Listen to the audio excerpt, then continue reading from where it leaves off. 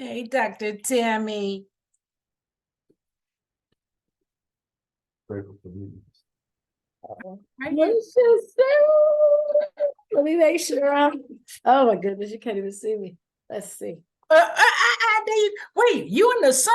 Oh, that's right. You in Georgia. Lord have mercy. You have an eternal tan. Oh my God. Wish was so I may end up coming back to Chicago. I don't know. Because why? Well, I've been doing my little trips and stuff. Oh, yeah, you've been going back and forth quite a bit.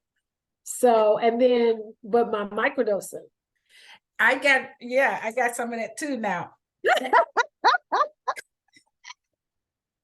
So I'm developing that side of the practice too. That's wonderful. So I don't know if it's, stopping back in, revamping, long term, short term. You know how you move, Musha. You know how you move, because absolutely. Hey, Hannah. Hey, Hannah.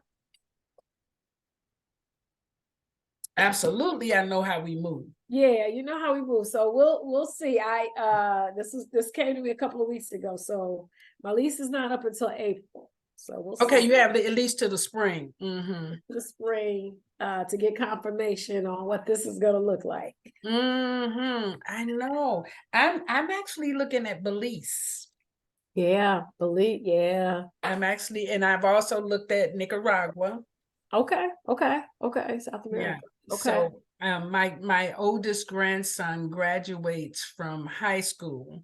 Oh. In next spring, and so I have 3 grandchildren graduating from the next grade. So we were like, that would be the perfect time to relocate, because I want to go and read with my grandkids. Yeah.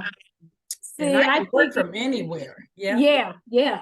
So eventually, I will be out the country. My grandchildren are getting ready to, so they're 6, 8, and 10. So they're getting ready to kind of get into those hormonal years. Yes. So I don't want to be too far away. Yes. But I don't have to be in Chicago. Yeah, actually, yeah. I was gonna go, because Rute and his family, they're in Detroit. I'm like, listen, can we agree that we can go someplace warm? You know what I mean? Yeah. Just everybody go. We don't have to. Yeah. It seems like a lot of people are leaving the US. Yeah, a lot of people are leaving the US. I mean, the US is in trouble. Yeah, a lot of people are going either to Spain or Portuguese or Costa Rica. Costa Rica is getting a lot of action now. The Dominican Republic is getting a lot of action. Yeah.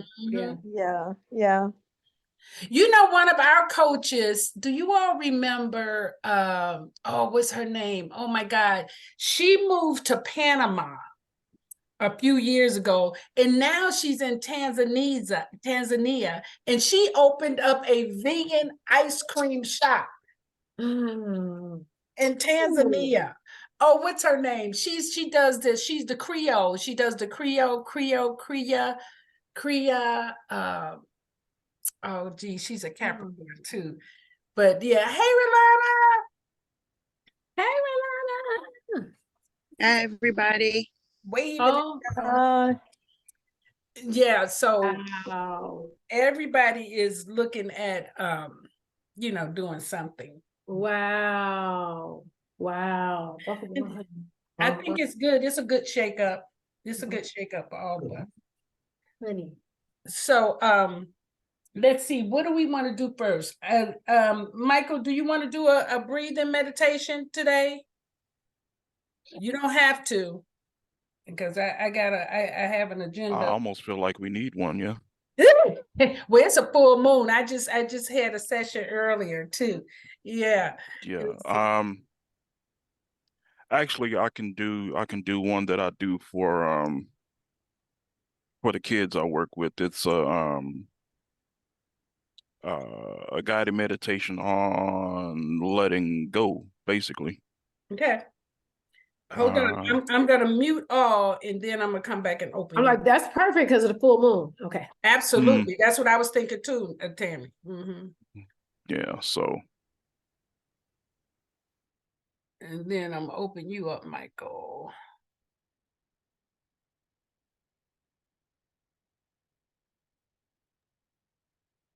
all right, everybody.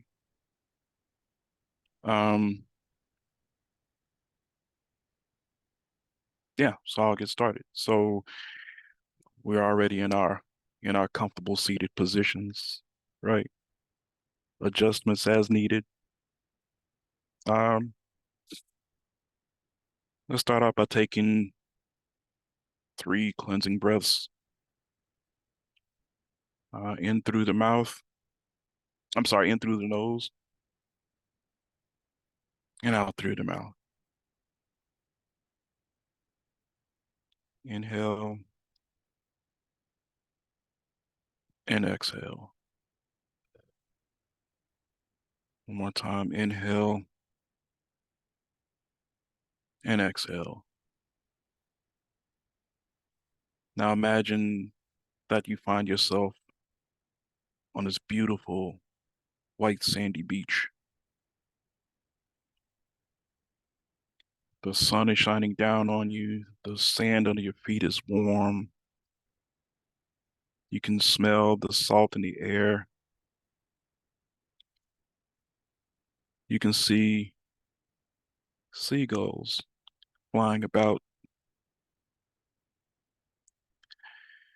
And you decide to start walking along this beach. Not a care in the world.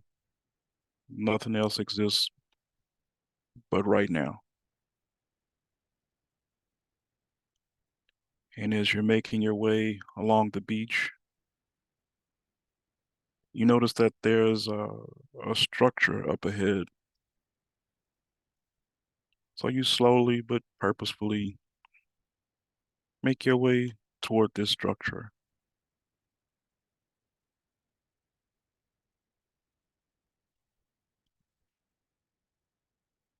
As you're walking, you begin to realize that, hey, this is actually my beach. No one else can come to this beach but me. It is yours and yours alone. So as you get closer to this structure, we realize that it's a small house. And we get to the door and we realize that just like the beach, hey, this is my house. It belongs to me. And it is perfectly safe to enter.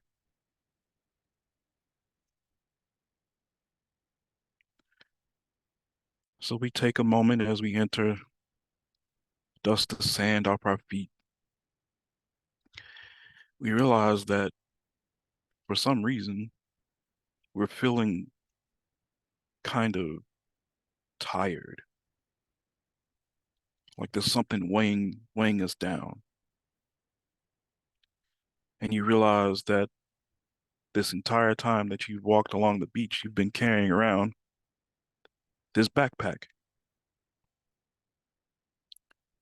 And you decide that it's okay to take that backpack off.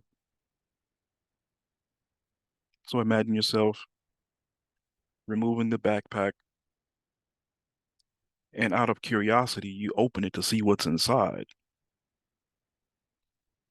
And lo and behold, everything that you have ever worried about, everything that you have ever feared, every mistake, every misstep, anything, let's say negative, is in this backpack. Well, no wonder you're tired. You've been lugging around this heavy backpack laden with burdens. So you take the backpack and you set it aside and immediately you feel 100% better, lighter, happier, more joyful. And as you come to this realization, you look to your right and you see a set of stairs. So I encourage you to go ahead and take those stairs one at a time. Again, no need to rush. This is your place. You have nowhere else to be but here and now. And with each step you take up these stairs, you feel lighter, more resilient, more happy, more of all the good stuff. And as you reach the top of the stairs, you see in the center of the room a chair. And this is your favorite chair. And you decide to take a seat in this chair.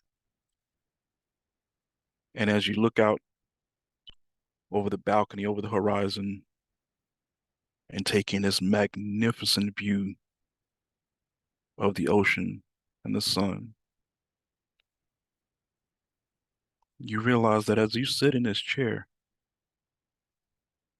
the only thing that you are capable of feeling is peace, joy, love. And the longer you sit in this chair, the more those things in that backpack seem light years away. The more they seem less daunting. The more they seem to hold less and less power over you. Because here, in your space, settled on your beach, nothing can touch you here. This is your safe space. Just take in the magnificence of that thought, the magnificence of this space that you can come to anytime you need. It's just a thought away. Let's take a few moments here and just revel in the awesomeness of your place, of yourself, and give yourself permission to come here anytime you need it.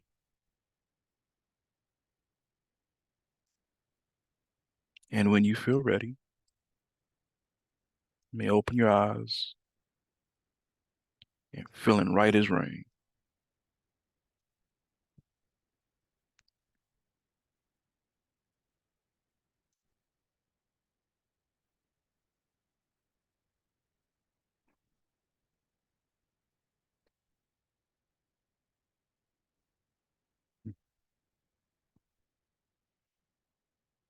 Hey, everybody good? I'm ready to go to bed now. Thank you, Brother Michael. Yeah, That's beautiful. I do that every day with those kids at Beyond the Bell. It's like they don't want to hear anything else I'm saying. They just want to know when we're coming to rest because they know that we're gonna do that. Every time I try to introduce something new, nah, we want to go to the beach. Can we go to the beach? That's it. That's right. Go to the Yeah, beach. so I'm like, you can go to the beach whenever you want, bro. You don't need my permission to go. It's your beach. Yeah. Yeah, Mm. so Thank you Thank you, for that. Michael. That was wonderful. Thank you. Yeah, I really needed that because my backpack is really heavy right now. Come on, Rolanda. You better say that. man, I got more than one backpack. That's my problem. Yeah, I Hold on, had to come give me off 1 camera second. because I'll be I'm a right back. mess.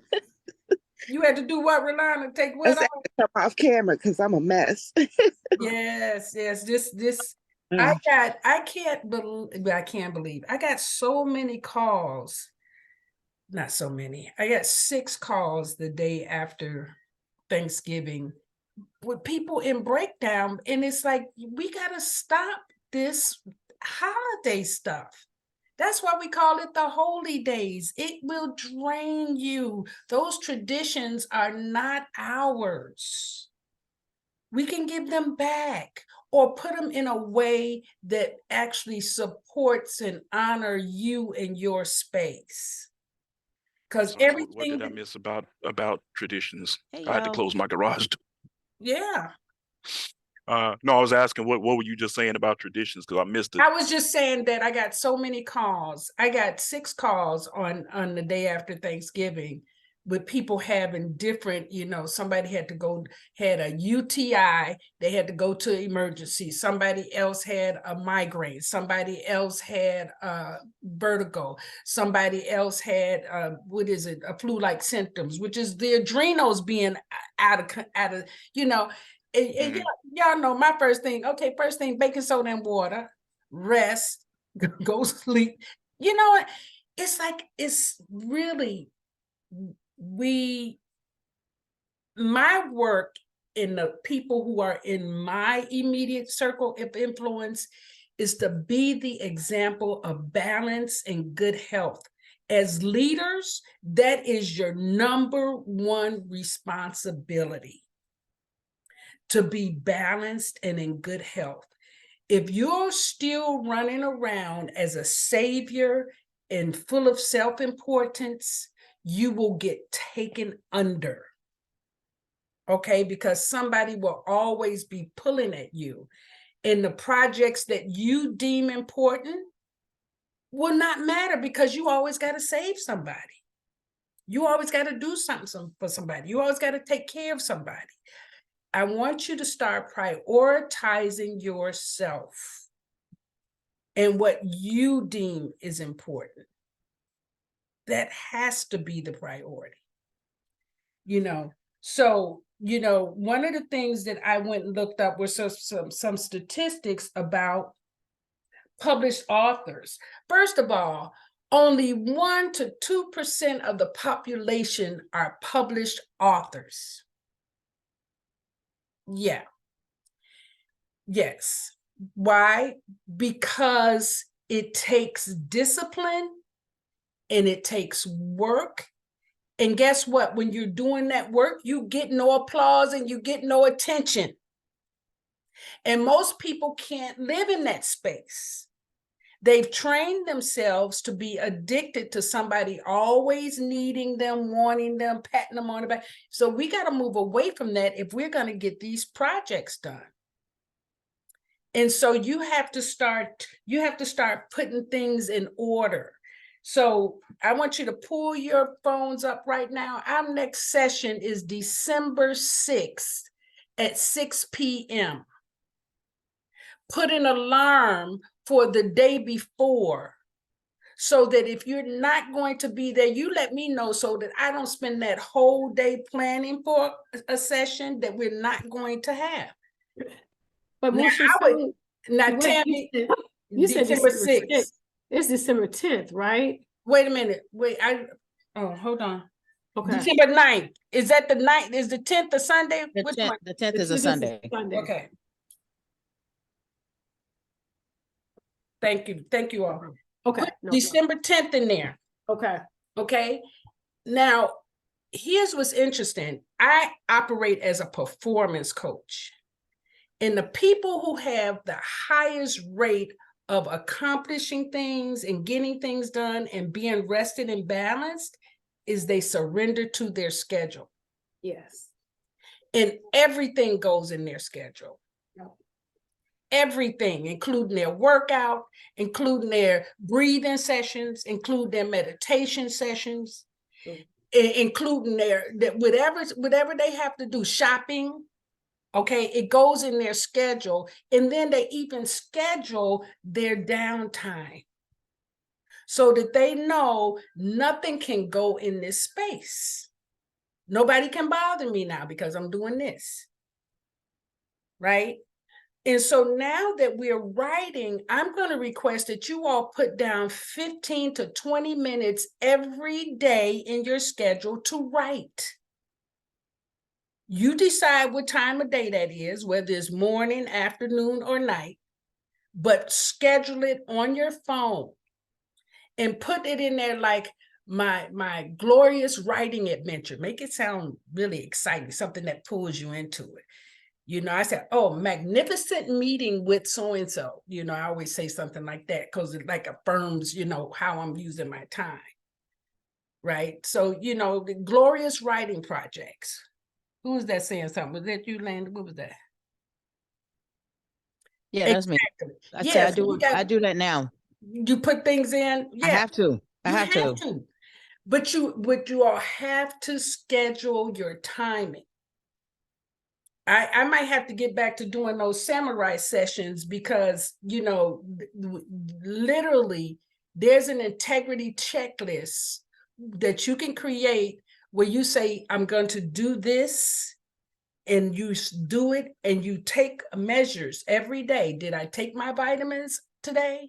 Did I walk today? Did I exercise? Did I breathe? You write down at least 10 things that you need to do for that week, and then you measure how many times you do it.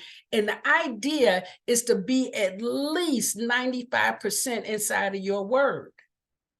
The idea is to be 100%, that when you say something, people can take it to the bank. And then on top of that, when people come to you, you can easily say, I'm not available. You can't let things just come up. Okay, well, you can, but then you won't get very much done. Okay, you won't get very much done. So that's that part. Okay. So did everybody put that date in? It was December 10th, right? At 6 p.m. Now, what I want to start off with is I want to ask you, what do you think are the purposes of the buddies? Let's create for ourselves what we would call the actual best practices for the buddies. Now, why do you think we assign buddies? Mike, I see you opened up yours. Why do we assign buddies? What's the purpose of a buddy? For me personally, it's a matter of accountability. It's accountability, right? And when you say accountability, what are you talking about? I'm talking about checking in on one another, making sure that both of us are doing what we're supposed to be doing in regards to our projects, making sure that we stand on top of stuff, making sure we ain't making excuses. Okay. Actually, that should have been number one, making sure that we're not making excuses. Making sure we're not making excuses. Aren't doing what we're supposed to be doing, because excuses come up super easy. Very easy. You can either have results or you can have excuses. And when people call and say, oh, I'm not going to have my session today, you want results or you want to keep that excuse? Mm-hmm. One or the other, because you're going to pay for this session because you already scheduled. That's how you got to do people. That's why I made sure I hurried up and finished what I was doing to make sure I had my behind on this call. Well, Alanda, what were you getting ready to say? The same. I was going to say the same thing, to check in with each other and to just see where support needs, accountability, support. Exactly, the support, encouragement. Do you know the reason we do that is because sometimes it's hard for us to do something for ourselves. But if we have a scheduled time to meet with our buddy, we know that if my buddy and I said we were going to meet at this time and we were going to have this amount of work ready at that time, then I need to show up. So you have to show up for your buddy. That's part of the work, showing up. And that's usually, you show up, you halfway there. Even if you show up at your writing table. You know, I had the hardest time writing last week, but I kept showing up. I'm just going to show up. I'm going to show up and I'm going to let's write longhand today. Whatever was going on, I kept my word to myself.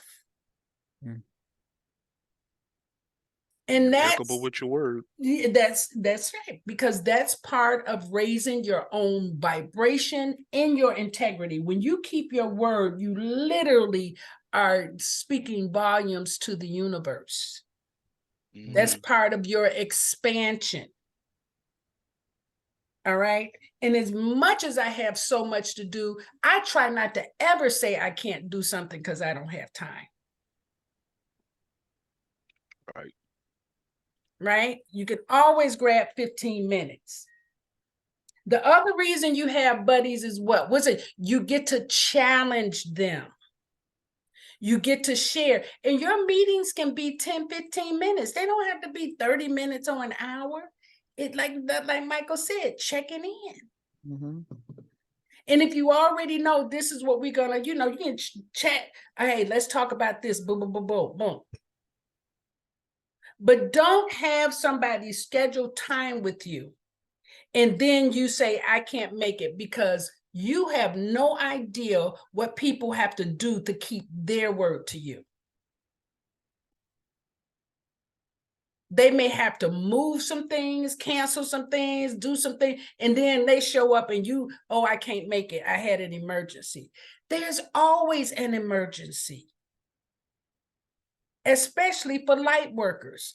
It's a distraction. Let me keep you so busy that you do not get to light up the world.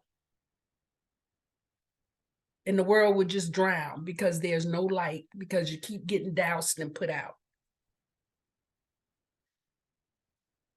Okay, so, and listen, I was prepared to say all of this before. The other thing is your buddy needs to know where you are, right? So if you're not going to make it, you should have already communicated to your buddy what they can share with the group about where you are and what you're doing. It's not, oh, I'm not going to make it, it's okay for me to miss. No, when you form a pact with a group, your energy is part of the synchronicity of the group. All of us are building here. You're part of the little, pyramid we're making. Everybody is, your energy is very important. Very important. Okay. All right. So the other thing that any questions about the performance scheduling that you need to put in everybody got that? You need to set up your time for your writing, if it's 15 or 20 minutes, but let's write every day from now on. And for those of you, I know it was, I know Greg was one of them, but think about who's going to be ready in December. If you're creating manuscripts, who's going to be ready in December? Because that manuscript, if you're talking about some people said they were going to be ready in December. Your manuscript needs to get to us, because all of us need to share in the reading of that final manuscript. And everybody don't have to read it if they don't want to, but part of our work as the group is to support that writer getting out the door. Whoever that first writer is who said they were going to be, I think it was a couple of people that said they were going to be ready. I know Greg was one, but think about it. Now, here's the thing. I was looking at this. They said only 1 to 2% people publish, but when they send their manuscripts to publishers, 95% of them are not publishable. And it usually takes 2 to 3 years for a publisher to work through your manuscript to even decide if they're going to publish it. And it's usually based on editing, the structure of the story, or whatever. So part of our work and part of the buddy is supporting you to get it. The group is supporting you to get it, right? And then, you know, when we go into self-publishing, we will also, as a team, hire editors in a publishing house. And we'll decide that as we get closer to time. But the idea is that we're supporting everybody's effort so that we can get this project done. Okay, so it's not small potatoes. I thought that was pretty interesting. And then out of those 95 that aren't ready, people that start manuscripts, 80% may get them done, but only 80% start, 80% say they're going to write a book, and only 3% actually finish. Now, based on your experience so far, why do you think 3% actually finish? Distractions. Speaking from personal experience, lack of discipline. Discipline, distractions. Anybody else? You muted, Alonda. Confidence. Confidence. Confidence. They don't really, they've done, but they really not ready. They're afraid of rejection. Very good, because I was going to say most people are afraid of being criticized. This is what stopped people's, there was a book I read probably 40 years ago called The Courage to Create by Rollo May. If it's still out there, y'all get that book, Rollo May, The Courage to Create. It might be on YouTube even. But, you know, courage, most people lack courage on so many levels that they would rather sit and watch a TV program and live through that and feel like that's life, right? Because otherwise they would have to put themselves out. And then, and all the sports people, they criticize the game, but won't get out there and catch a ball or throw a ball or even run the field for nothing. But they can tell you what the coach is doing wrong. Right? Yeah. I'm gonna put that book in the chat. Oh, wonderful. Thank you, Michael. So this is why I put so much emphasis on us as a team, because we can support each other through this. That's why this is a year-long process. You all know I can write a book by myself. The last book I wrote, well, the first book I wrote in a weekend. I'm not doing this for me. Well, I am in a way, but not in a way. You know what I'm saying? I don't like to do nothing by myself if I can help it. Right? Universe, if I got to do it, Tammy got to do it, Rolanda got to do it, Alanda got to do it, Hannah got to do it, Ushaya's got to do it, Michael, Kiana, Greg. Where you at, Greg? You better get in here and write this book. I'm here for it.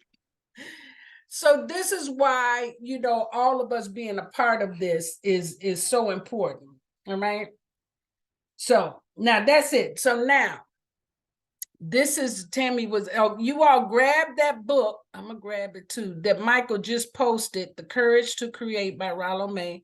This will be good listening after this session when you're getting ready to go to bed. You know, that's that. Yeah.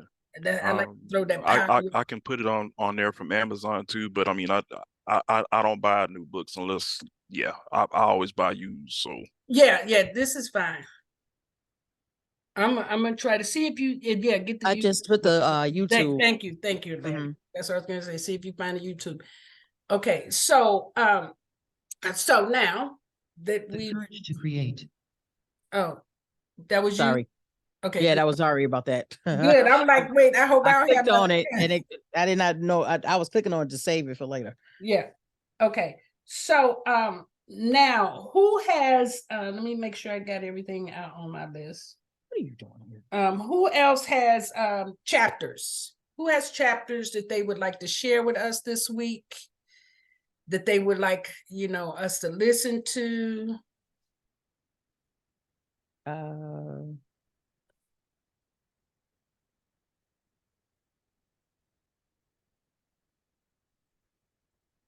Mine is kind of long. I have a chapter, but it's very long.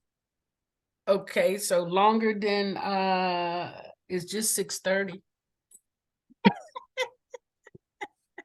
I'm looking, hold on. Yeah, so the one I have, okay. So yeah, I can read. I can read Okay. it. All right, so I did last time we did was the introduction. Okay, I did chapter 1. This is chapter 2. And I didn't proofread it, so I just wrote it. All right, so chapter 2 from the book of Ghosts of Bullies. And chapter 2 is Bully and Abuse, the Square Root of Two Evils. All right, let's delve into the intricate relationship between the bully and the abused, recognizing that you cannot have one without the other. Orlando, Huh? when you're reading it this time, Yeah. I want you to read it as though you're adding it to audiobooks. Oh, I wasn't ready for that. I know, but practice. Okay. Like, you want me to do that too? You can Okay. do it. I thought you can rehearse for that. Okay. She pulled All right. out No, the you pro don't. mic. You're right. You do not have to rehearse for that. Chapter 2. Okay. Ghost of Bullies. Chapter 2. Bullies and Abuse, the Square Root of Two Evils. Let's delve into the intricate relationships between the bully and the abused, recognizing that you cannot have one without the other. Much like the square root in mathematics, which yields a specific quantity when multiplied by itself, abuse and bullying often forms a distressing equation, producing a sorry, I can never say this word, malevolent. Thank you, malevolent. I get tongued up, sorry. All right, producing a malevolent cycle that multiplies itself. Oh, okay. Malevolent cycle that multiplies its effects through generations. It's a persistent issue that requires the courageous intervention of individuals strong enough to confront it. These two afflictions, rather than being judged, should be seen as ailments that wreak havoc on countless lives, families, and livelihoods. Within this chapter, I aim to paint a vivid picture of how the destructive forces of bullying and abuse set off a chain reaction, much like a cascade of falling dominoes. As we progress through the following chapters, I will delve into two life instances, shedding light on these issues and their enduring presence in the lives of everyday people. Together, we will dissect the patterns that contribute to an ongoing cycle, one that inevitably leaves its mark on our communities. I'm giving an account of a story shared with me about a woman and her relationship with her own mother. The names have been changed to protect the identities of the parties involved. The story of Carmen. Carmen bore her father's name, Carmelo, and grew up in a humble home. Her father, a Puerto Rican man, worked as an insurance agent, while her West Indies-born mother held a position as a buyer of one of Atlanta's largest department stores.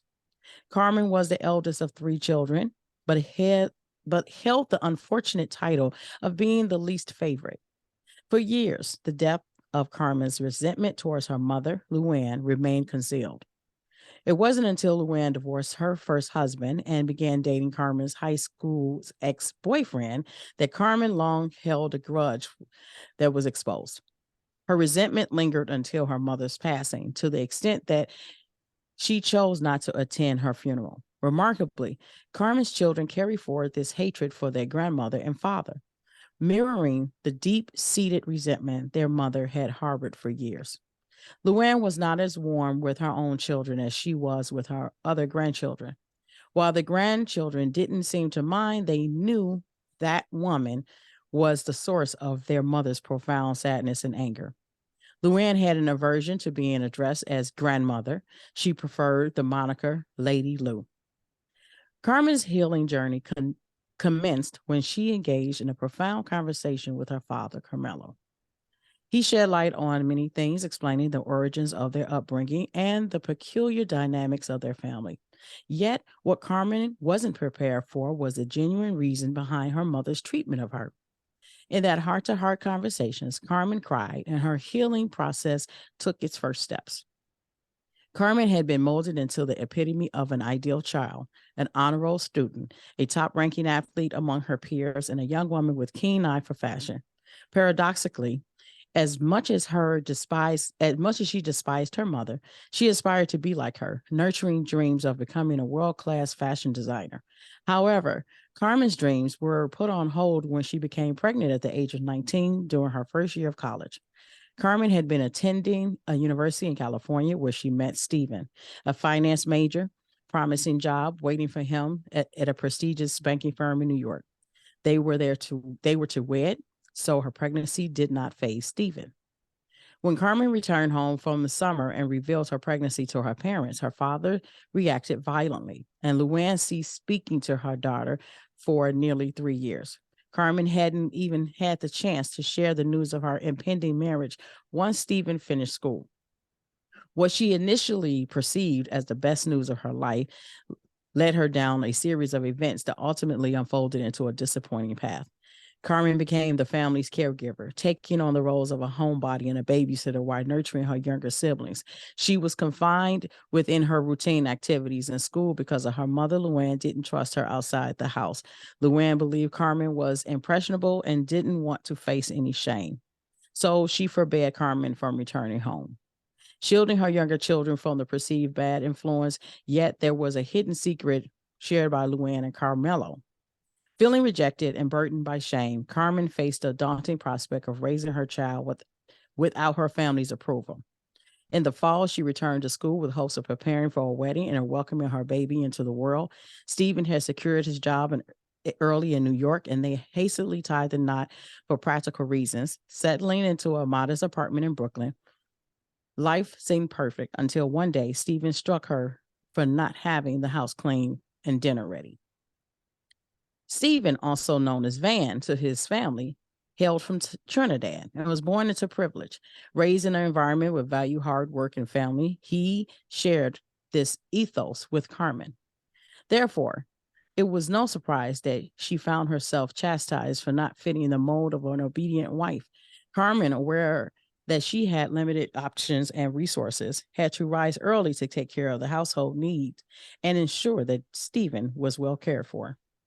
She was well aware that she had nowhere else to turn, and Stephen knew it too.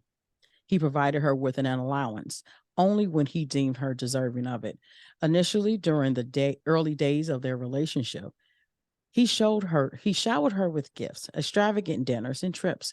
Even when Carmen became pregnant, his family celebrated with a grand baby shower, furnishing the couple with top quality essentials. And at that time, Carmen felt well cared for and didn't long for her own family. She recalled reaching out to her mother once, but her mother hung up the phone upon hearing Carmen's voice. The pain of rejection deepened, and Carmen later learned the reason behind her mother's distancing. As issues of Stephen's abuse loomed, and with her mother not speaking to her, Carmen began to feel isolated and started taking anger out on her oldest daughter, Josephine. And she became pregnant with her second child. Frustrations mounted. It was only when a concerned grocery store employee called Child Protective Services, revealing visible bruises on her daughter's body, and that it was a turning point that arrived. Her children were temporarily taken from her, and Stephen admitted Carmen into an institution. She remained there for nearly 3 years until he required her signature for divorce papers. She agreed, but on one condition. He had to secure her release and ensure that doctors provided a favorable evaluation. During her time in the hospital, Carmen began to grapple with her anger, its roots, and reasons behind her suffering. She complied with the counseling and treatment, though she resorted to vomiting her medication after each dose. Her ultimate goal was to escape the hospital and exact revenge on her husband. but she decided to do it so in a way that ensured her return and grant her a chance with adventures. Carmen recognized that her anger failed to process it fully. All she knew was that her family and her husband were the sources of her pain. They were also the reason she had hurt her daughters. Carmen and Stephen eventually divorced, Carmen regaining custody of her children. Stephen's new wife was uninterested in raising the stepdaughters, and he established trust funds for the girls, paying child support through a court-administered custodian to ensure their well-being.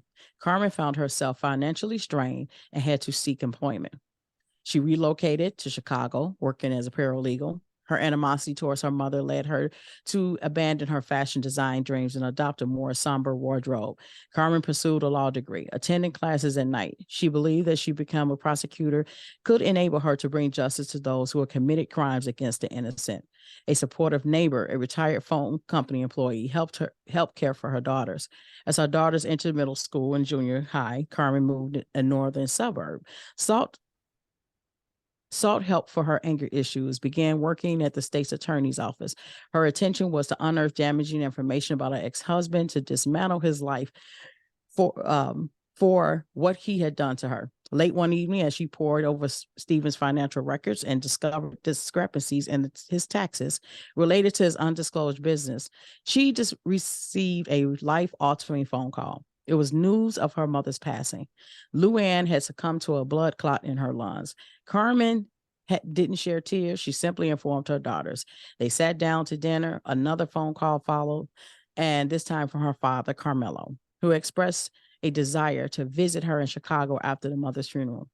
It had took a decade since Carmen had last seen her father when he helped her relocate to Chicago. This time he had to share more unsettling news with her, half jokingly remarking, "Mija, every time I see you, I bring bad news." Despite the disconnection that had spanned years, Carmen was just grateful for her father's attention and love. They spent the night talking. Carmelo shared details about his upbringing, expressed pride in Carmen. He apologized for Luann's treatment of her, and in a startling revelation, explained that her real mother had died.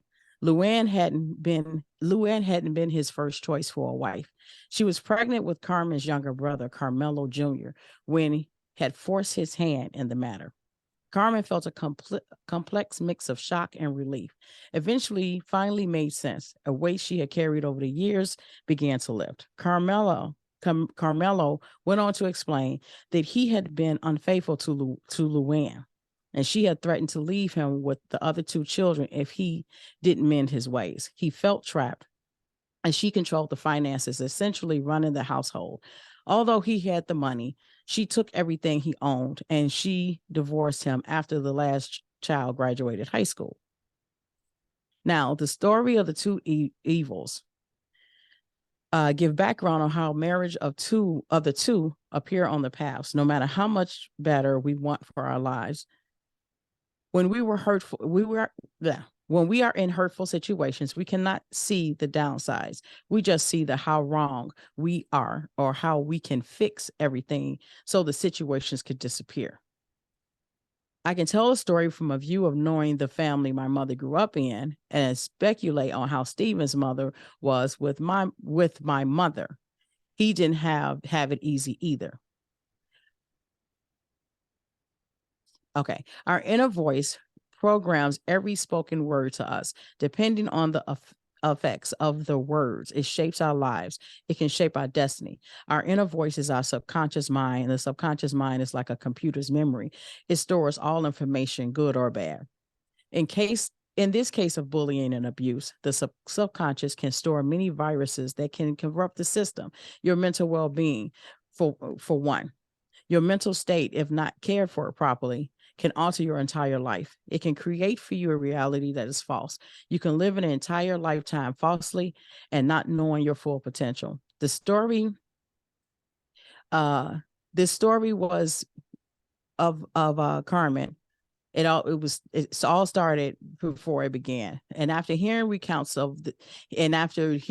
reading the accounts of the situations, it wasn't unusual to be criticized and whipped. Through the story of my own mother, it was much more usual. It was much more unusual to give a compliment.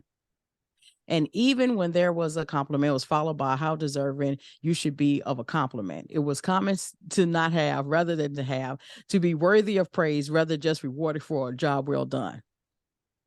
The two evils of bullying and abuse go hand in hand.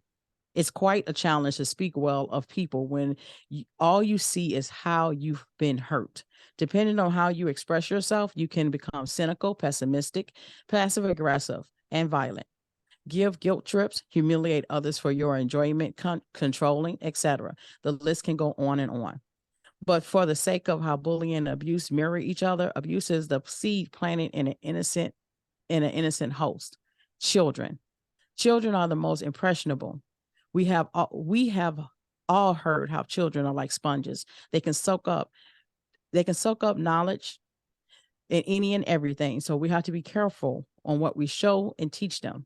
From my experience and witness, abusive people are grown-up bullies. They are people that feel they have no power until they find someone weaker than them. Usually the person that afflicts the abuse do not seek to abuse people. They just use it as a tool when someone opposes them, makes them mad, betray their trust, or even worse, rejects them. If something occurs to them that makes them feel that way the very first time they were bullied or abused, they will lash out. Can you be a child that was never abused but bullied? Absolutely. Can you be a child that was never abused but bullied? Absolutely. You can come from a very loving family and that never harmed you. Because of your endearing nature, you are most likely to be bullied because bullies seek prey. If not taken seriously, you can take on your pain alone or seek help from someone that assists rather than dismiss you. I'll explain more or how bullies prey on innocence later in the book. At the end of the chapter, forms of bullying and abuse. Before we move on to the next chapter, let's get clear on the differences of bullying and abuse. Bullying is primarily done in childhood up until the teen years. Abuse is usually done by adults. Here are examples of bullying and abuse. Physical bullying, hitting or physical attack. Verbal bullying, name calling, belittling, demeaning.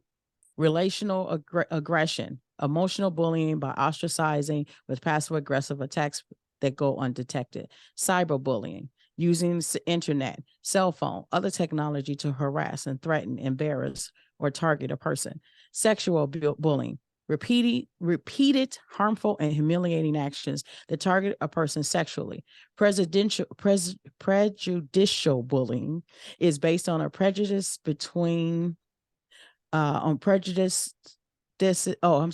based on prejudices toward people of different races, religions, and sexual orientation.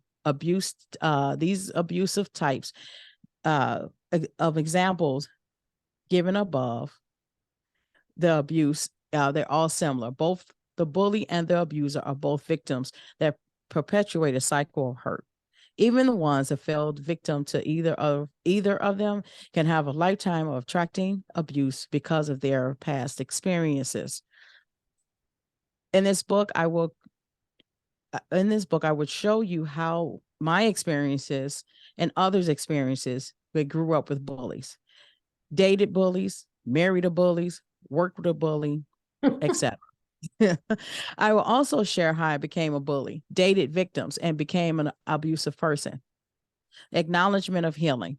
Can you account when a bully or abuse started with you? Can you acknowledge it has a lesson and forgive? And can you forgive all involved and move on? Each incident in your life can store the incident as a subconscious file. Think of your mind as a library or a catalog of thoughts, past occurrences, trauma, etc. Filed according to each circumstance. A specific circumstance may trigger your emotions. Your subconscious goes into your library of thoughts and check the files as to how the incident relates to the other moments. In my experience, the relationships I've had were subconsciously mirroring past events or trauma. I have finally had to admit I cannot continue relating to people the way I knew how.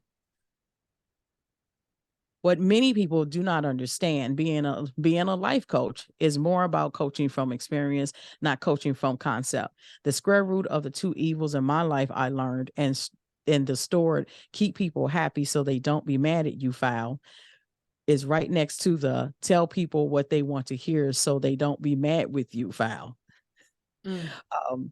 When I discovered that these people can feel however they choose to feel, and no one is responsible for others' feelings, that's when I began searching for answers to my questions of why is this happening to me?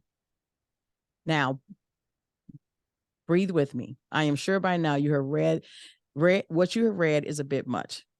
You may even put the book down by now. I know I grabbed a tissue and stopped writing several times to get through the first chapter. At this time, I just want to ask, we breathe together and affirm. Affirmation, what I search for is searching for me. I love and totally accept myself. That's the end of chapter 2. Wow.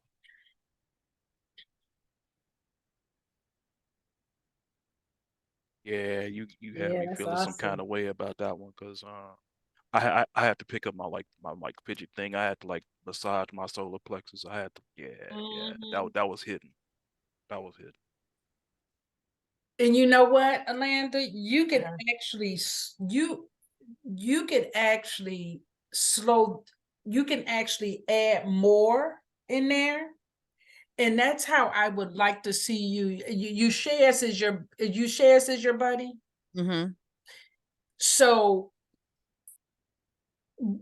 schedule that time and work through those pieces because that stuff is meaty, but it's also impactful. Mm-hmm. So you're gonna have to slow it down a little, right?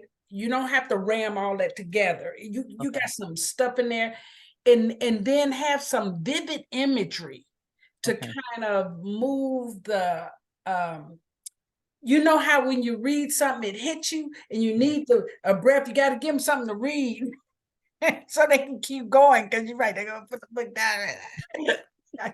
I can't pick that book back up, you know. But am I making sense though? Mhm. So kind of you can elaborate more on your points Okay. to give more room. Renata, go ahead. The story just it drew me in. Mm-hmm. It was like, oh, and then what happened? Like I felt like I was, and I know that's not the intent, but I felt like I was reading like a um Eric Jerome Dickey or a Mm. like like a one of those novels because hearing the story, I was like, oh my God, Yeah. what? Yeah, like I want to get snacks and keep listening. It really like Right. it really pulled me in. Mm-hmm. So I would definitely like want to hear more. Like that in itself could even be it. Like it could be its own thing. Just it was just Yes, that. it could be, and then right, Relana. So that story could be its own chapter, and then how you explain stuff could become the next chapter or something Okay. because Yeah, that it was hits. really, Yeah. yeah, it was really juicy and not in like a salacious type of way, but Mm-mm. it was really like you invest in this person's life. Um, I'm trying to think of the writer, and I can't think of her name right now. Man, Gloria something, not Mhm. Naylor, but not the singer, but it's another Gloria, and she wrote a story, and it was just like about the life of a young girl growing up and all that. It was really good, but it had that same effect on me listening to you tell the story about the sister or the woman. Because I'm Mm-hmm. like, oh, did she go back to school? Like, what happened? Like, I'm like, what happened next? Yeah. Mm-hmm. So, You Yeah. know, is she gonna get this jive turkey?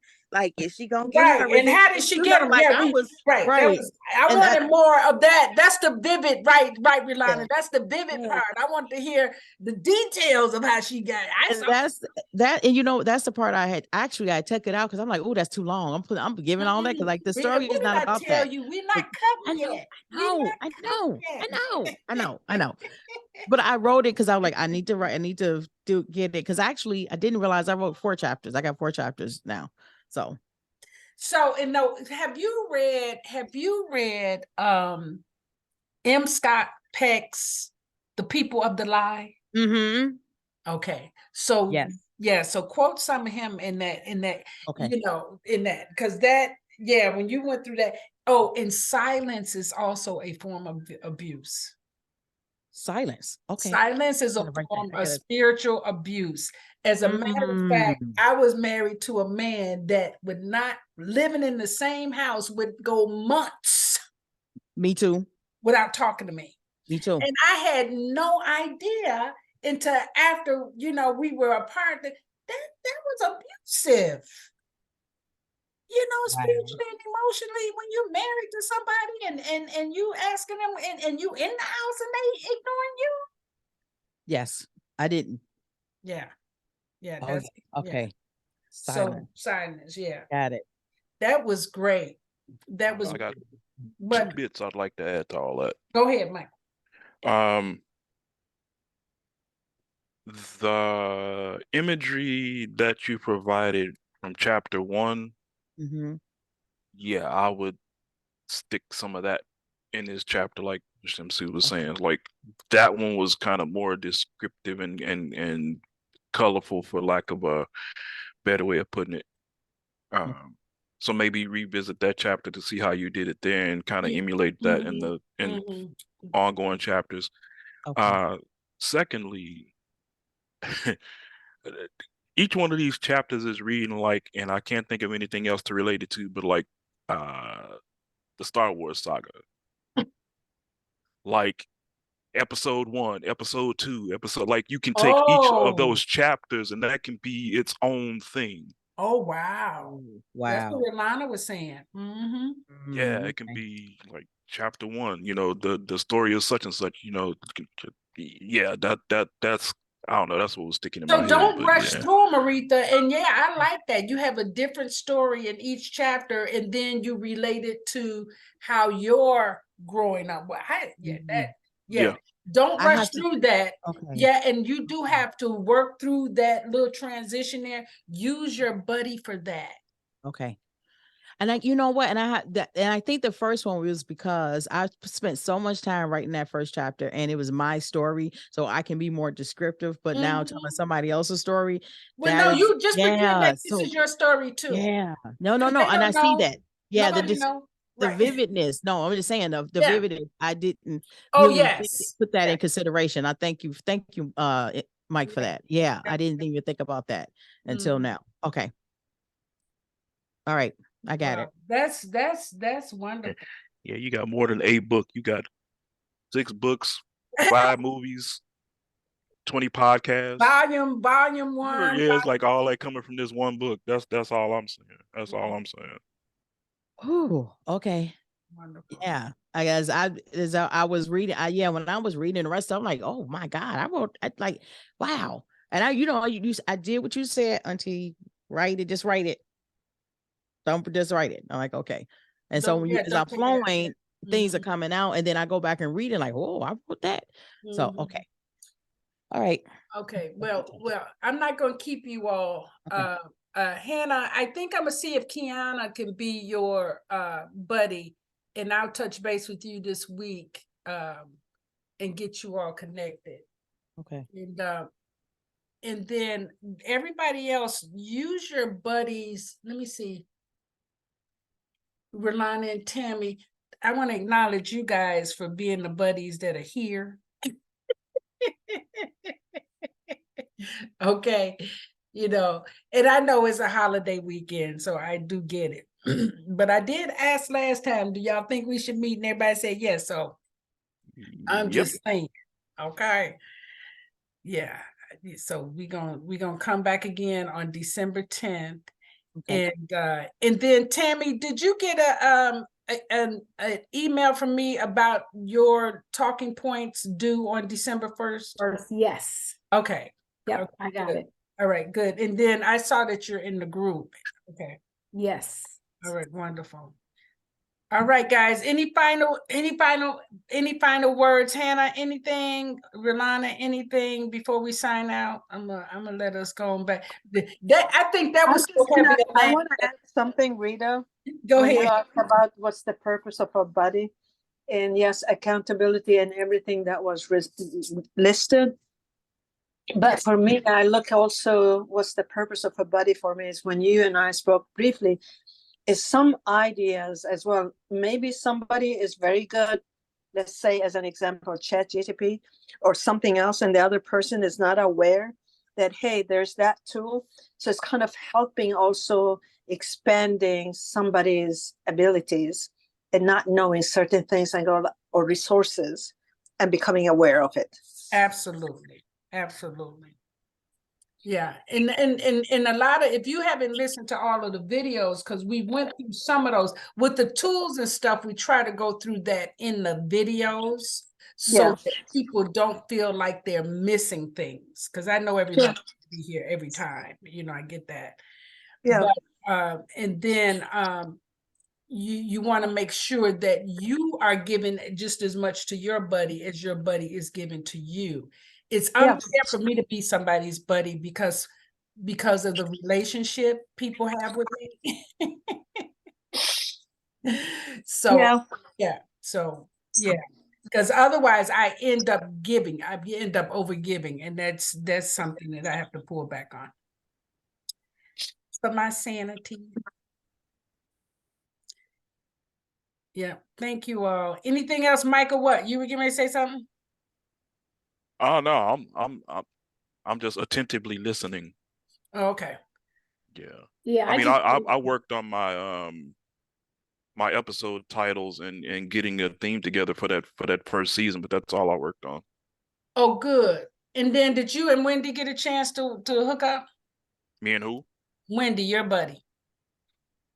No, I reached out a couple of times, but she's been traveling and whatnot. So okay, all right. So hold her to accountability, and I'm glad we spoke on that. I reach out at least once a week, trying to get something done so we can meet up with And one of the things that would help you all, if you can solidify a time each week, the same time. That way, you can put it in and make it repeat, and then know I can't put nothing else in this space.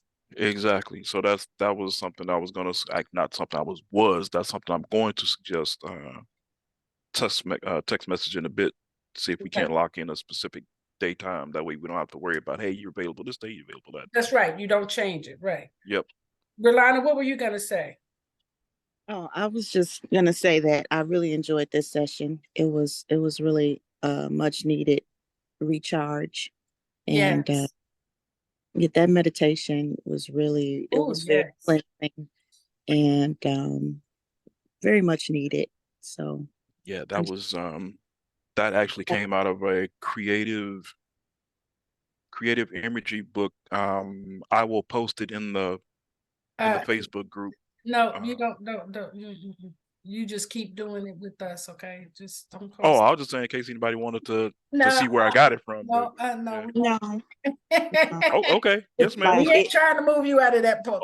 Overstood. I also wanted to say, Alanda, one of the reasons I wanted you to read it is because when you read out loud, and this is something when I was helping Teresa edit her book, even after I edited her book, I actually spent days with her reading to me.